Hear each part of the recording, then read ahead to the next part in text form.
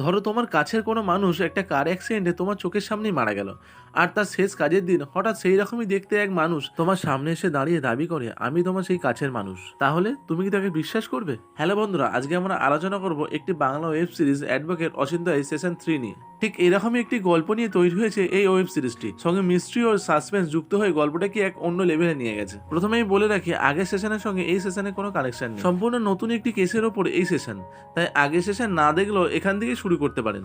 গল্পের শুরুতেই আমরা দেখি একটি কার অ্যাক্সিডেন্ট, যেখানে দেবযানী নামক চরিত্রটি বেঁচে গেলেও কিন্তু তার হাজবেন্ড নীল মারা যায়। কিন্তু নীলের শেষ কাজের দিন হঠাৎ সেই মানুষটির মতো হুবহুব দেখতে একজন ফিরে এসে দাবি করে সেই নীল। দেবযানী সেটা মানতে রাজি হয় না, সে দাবি করে চোখের সামনে দাঁড়িয়ে থাকে এই মানুষটি নীল নয়, একজন ইম্পোস্টার।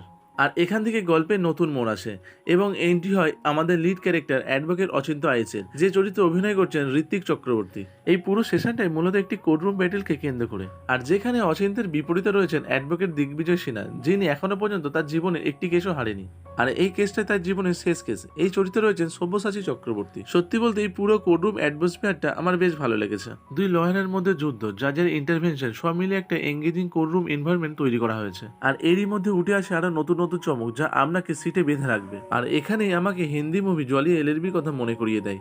জলি এলএলবিতে যেভাবে যা দুই লয়ারের মধ্যে কনফ্লিক্ট, আর্গুমেন্ট এবং কোর্টরুম ডাইনামিক্স নিয়ে একটি আলাদা অ্যাটমসফিয়ার তৈরি করা হয়েছিল, এখানে সেই ধরনের একটা ফিল তৈরি করার চেষ্টা আমার বেশ ভালো লেগেছে। তবে এই কোর্টরুম ব্যাটেলের আসল প্রশ্নটা কিন্তু একটাই, সামনে যে মানুষটা দাঁড়িয়ে আছে সে কি সত্যিই নীল? এক মুহূর্তে আপনার মনে হবে হ্যাঁ এটাই আসল নীল, পরের মুহূর্তে আবার মনে হবে না, এটা নীল হতেই পারে না। আর এই আনসার্টেনটিটাই আপনাকে পুরো সেশন জুড়ে এঙ্গেজ করে রাখবে। শেষ এপিসোডে এমন একটি টুইস্ট আছে যেটা আগে আপনি সত্যিই কল্পনা করতে পারবেন না। এর সঙ্গে হিউমারটাও পুরোপুরি বাদ দেওয়া হয়নি। অচিন্ত তার ফ্যামিলি এবং সাপোর্টিং ক্যারেক্টার্সের ইন্টারাকশনের মধ্যে ছোট ছোট কমিং মুভমেন্ট আছে, যেগুলো টেনশন কোর্টরুম পোর্শনের মাঝেও একটা ব্রেথিং স্পেস দেয়। পারফরমেন্সের কথা এলে ঋত্বিক চক্রবর্তীকে অচিন্ত আইস হিসাবে বেশ কমফোর্টেবল লেগেছে। তার শান্তভাবে কথা বলা, সিচুয়েশন অ্যানালাইজ করা এবং ছোট ছোট ম্যানারিজম সবকিছুই ন্যাচারাল। আর সব্যসাচী চক্রবর্তীকে অচিন্তের অপোনেন্ট হিসাবে আলাদাই ফ্লেভার দেওয়া হয়েছে। ওনার স্ক্রিন প্রেজেন্স এবং কোর্টরুম পারফরমেন্স বেশ ভালো লেগেছে, এবং বাকি অভিনেতারাও নিজের নিজের চরিত্রকে সুন্দরভাবে ফুটিয়ে তুলেছে।